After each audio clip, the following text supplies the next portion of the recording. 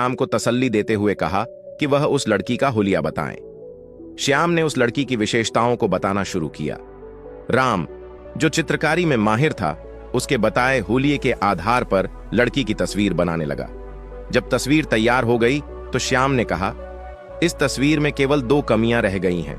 एक, उसके निचले होंठ के दाएं तरफ एक तिल का निशान था और दूसरी, उसकी बालों की एक लट उसके माथे पर गिरी हुई थी।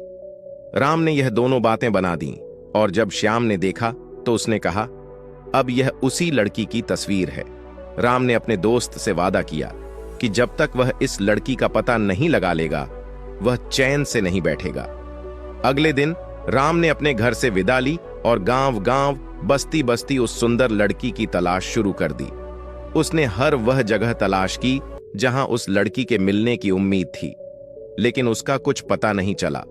राम के माँ बाप और रिश्तेदारों ने उसे बहुत समझाया, लेकिन वह अपने प्यारे दोस्त के साथ किए गए वादे को निभाना चाहता था। उसने दूर दूर की कोई भी बस्ती, गांव या शहर नहीं छोड़ा जहां उस लड़की को तलाश न किया हो। इस दौरान वह अपने दोस्त श्याम से भी नहीं मिल सका। एक दिन राम को पता चला कि उसका दोस्त श्याम बहुत बीमार है और कमजोर हो चुका है। वह हमेशा उस लड़की को याद करता रहता है और उसकी याद में तड़पता रहता है। राम ने पूरी लगन के साथ उस लड़की को ढूंढना जारी रखा। एक पूरा साल भटकते भटकते बीत गया और अब अगला मेला भी आ गया। राम ने पूरे 10 दिन तक मेले में उस लड़की को तलाश किया, लेकिन उसे सफलता नहीं मिली। जब मेला खत्म हो गया तो राम के माँ बाप उसके लिए बहुत चिंतित रहने लगे। अंततः उन्होंने उसे समझा बुझाकर घर वापस ले आए। राम के घर वालों ने उसे मजबूर करके उसकी शादी करवा दी, यह सोचकर कि शादी के झंझट में पड़कर वह सही रास्ते पर आ जाएगा और उसकी आवारागर्दी खत्म हो जाएगी। शादी की पहली रात जब राम अपने कमरे में गया और दुल्हन का घूंघट उठाया तो वह एकदम पीछे हट गया, जैसे बिजली सी कौंध गई हो।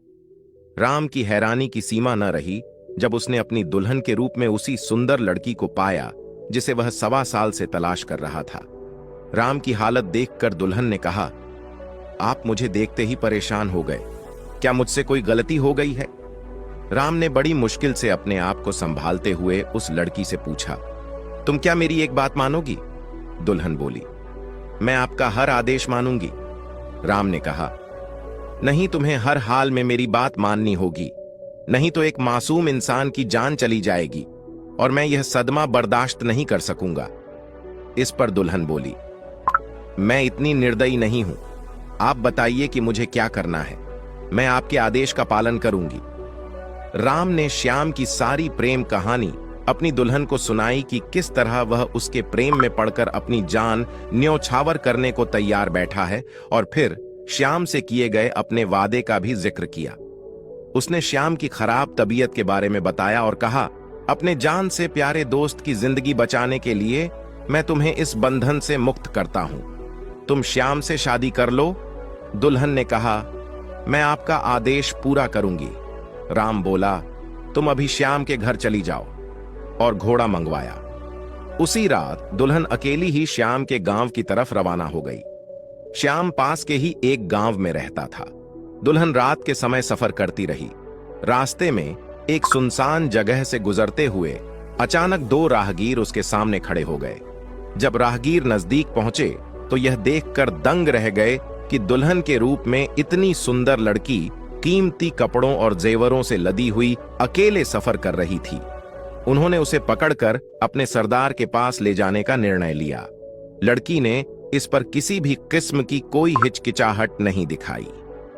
सरदार ने देखा कि एक बेहद खूबसूरत लड़की दुल्हन के रूप में उसके सामने खड़ी थी। वह बोला, ब्रांडेड प्रोडक्ट आपको लाइफ में आवश्यक है तो नीचे डिस्क्रिप्शन में व्हाट्सएप लिंक से वांटेड लिंक डाउनलोड करके ब्रांडेड प्रोडक्ट रिसीव कर सकते हैं। You need branded products in life, WhatsApp link is given below in description, wanted link download from that link and get wanted branded products.